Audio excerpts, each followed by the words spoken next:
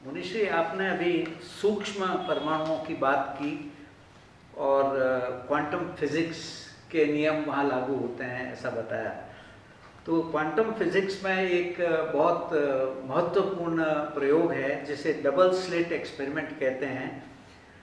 उसमें कोई कण, फोटोन या इलेक्ट्रॉन, जब वो देखा जाता है चलते हुए तो वो अलग से व्यवहार करता है, और जब उसको नहीं देखा जाता है तब वो अलग से व्यवहार करता है। जब वो देखा जाता है तो वो कण की तरह व्यवहार करता है, जब नहीं देखा जाता है तो वो एक तरंग की तरह व्यवहार करता है। तो यह प्रयोग जैन दर्शन में कैसे समझाया गया है? क्या वास्तव में कोई कण नहीं है, सब वेव्स हैं जो लोकलाइज होके कण बन जाती हैं, या क्या इसका यह भी अर्थ है कि कण में मानसिकता है या साइकोलॉजी है, तो जब उसको देखते हैं तो उसका बिहेवियर अलग होता है, जब उसको नहीं देखा जाता तो उसका बिहेवियर अलग होता है? कृपया करके इस प्रश्न का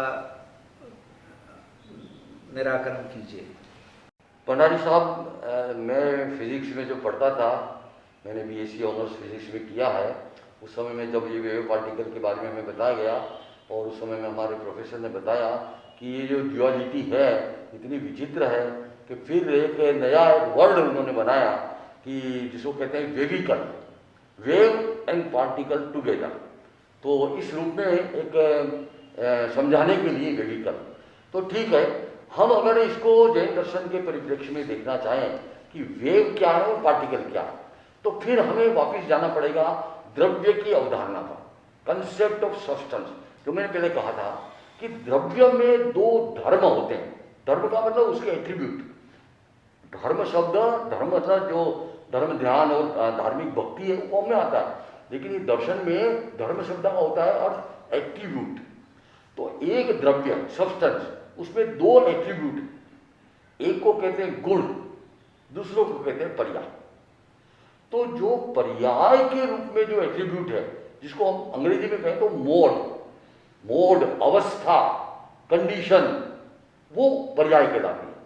it is ever changing, change होती रहती है एवरी इंस्टेंट, जिसको जैन दर्शन कहता है एक एक समय में पर्याय बदल जाती है। कहने का मतलब, अगर हम मजाक में कहें कि भंडारी साहब हमारे पास जो बैठे हैं, वो जब आए थे वो भंडारी साहब तो दूसरे थे, ये तो इनका तो सारा परमाणु चेंज हो गया, ये तो दूसरे हो गए। तो इतना फास्ट चेंज हमारे में होता है, ये पर्याय है, पर्याय बदलती है। अब हमें ये समझना है कि ये वेव और पार्टिकल, ये जो मैटर का, ये क्या है? पर्याय है। मैटर कभी पर्याय के रूप में वेव में आ जाती है, कभी पर्याय के रूप में पार्टिकल में आ जाती है। Same matter, it may be electron, it may come into a form of wave, it becomes electron wave. It becomes particle, it becomes electron particle. Photon, it is a light wave, it becomes wave when it is in the form of a wave, we call light wave. And it behaves like particle when it becomes photon. अब ये बात जो विज्ञान ने आज कही है, उसको जैन दर्शन में ये पर्याय के सिद्धांत द्वारा बताया गया है कि ये जो हमारे पुद्गल, जगत के जितने पुद्गल हैं, एक परमाणु हमारे काम में नहीं आ सकता, क्योंकि हमारे पास काम में लेने के जो साधन हैं वो सब अनंत परमाणु के बने हुए हैं। तो अनंत परमाणु के द्वारा एक परमाणु को आप यूटिलाइज नहीं कर सकते। तो जितने अनंत परमाणु के बने हुए जितने भी हमारे साधन है, इक्विपमेंट है, उनके द्वारा जब हम ऑब्जर्व करते हैं, दृष्टा ऑब्जर्वर है या साधन है, तो उसमें बिहेवियर में अंतर इसलिए आता है कि वेव और पार्टिकल ये दोनों एक ही द्रव्य के पर्याय है। एक फिनोमिना जब होती है, जो भी जिसमें कहते हैं ऑब्जर्वर है, तो वहां फिनोमिना के कारण पर्याय जो दोनों है, उसमें पार्टिकल भी है और वेव भी है, वो वेव के रूप में आ जाती है। इंटरफेरेंस होता है लाइट के अंदर, जो न्यूटन के सिद्धांत में, और डार्कनेस लाइट, ये पेच आ जाएगी। और फोटोन पार्टिकल जब होगा, जो क्वांटम थ्योरी में क्वांटिटी के रूप में होगा, तो उस रूप में लाइट है वो पार्टिकल के रूप में आ जाएगी। ऐसे ही इलेक्ट्रॉन के रूप में, ऐसे फोटोन के रूप में, और इससे भी जो सूक्ष्म पार्टिकल हम हमने जो बताया आपको प्रदेश के द्वारा, तो उनमें भी यही सिद्धांत चलता रहेगा। कहने का तात्पर्य ये है कि ये जो डायलेमा है, ड्युअलिटी जो है, वो एक्चुअली इनहेरेंट है पदार्थ के अंदर। एक ही पदार्थ में दोनों चीजें एक साथ कोएग्जिस्ट करती है। अनेकांतवाद की व्याख्या जब हम करेंगे तब बताएंगे, एक पदार्थ नित्य भी है, अनित्य भी है, एक पदार्थ सामान्य भी है, विशेष भी है। इसी प्रकार से एक इलेक्ट्रॉन या एक फोटोन वो पार्टिकल भी है और वेव भी है। नाउ हम जब एक्सपेरिमेंट करेंगे, हमारा ऑब्जर्वेशनल जो सारा जो ढांचा होगा, फ्रेमवर्क होगा, उसमें जो जिस प्रकार की म्यूचुअल इंटरेक्शन होगी, उस प्रकार से वो अपनी पर्याय ले आएगा। जब वो एक प्रकार की होगी तो वेव के रूप में, एक प्रकार की होगी तो particle. This is the explanation of duality of wave particle by Jainism.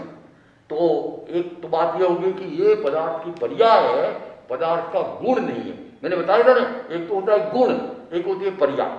गुण जो होता है हमेशा रहता है, जैसे मास है, इलेक्ट्रिसिटी है, ये सब गुण है। लेकिन ये जो रूप है, मोड है, ये पर्याय है। इसलिए दोनों एक साथ होते हैं, उसमें से एक प्रकट होता है तो दूसरा छिप जाता है, दूसरा होता है तो पहला छिप जाता है। पर्याय का तात्पर्य है विरोधी अवस्थाओं का एक साथ एक पदार्थ में रहना, इसको पर्याय कहते हैं। जिस समय में पदार्थ वेव रूप में व्यवहार करता है, उस समय पार्टिकल के रूप में नहीं करता। जिस समय पदार्थ पार्टिकल की पर्याय में करता है, उस समय वेव में नहीं करता। विज्ञान जगत में नील्स बोर ने कॉम्प्लीमेंटरिटी का अवधारणा दी है, कंसेप्ट ऑफ कॉम्प्लीमेंटरिटी। और जैसा मेरा अपना अध्ययन है, मैंने पढ़ा है इसका, कि Copenhagen interpretation of quantum theory में उसने इसके द्वारा इस ड्युअलिटी को ब्रेक किया। तो मेरा ऐसा मानना है कि अगर जैन सिद्धांत की इस सब चीजों को क्वांटिफाई किया जाए मैथमेटिक्स से, और कुछ ऐसे उपकरण विकसित अगर और हो जाए जिससे कि इसको हम और ज्यादा सूक्ष्मता से पहचान सकते हैं, तो मेरा ख्याल है शायद जो बात आज साइंस में उलझन के रूप में है और वेविकल जैसी बात कहनी पड़ती है, उनको कहने की जरूरत नहीं पड़ेगी। It will be precisely in which condition it becomes wave, in which condition it become particle. तो मेरा ख्याल है इस रूप में मैंने जो उत्तर दिया है, इससे आपका प्रश्न तो स्पष्ट हो जाता है। इसी के साथ मैं चर्चा करना चाहता हूँ हाइजेनबर्ग की।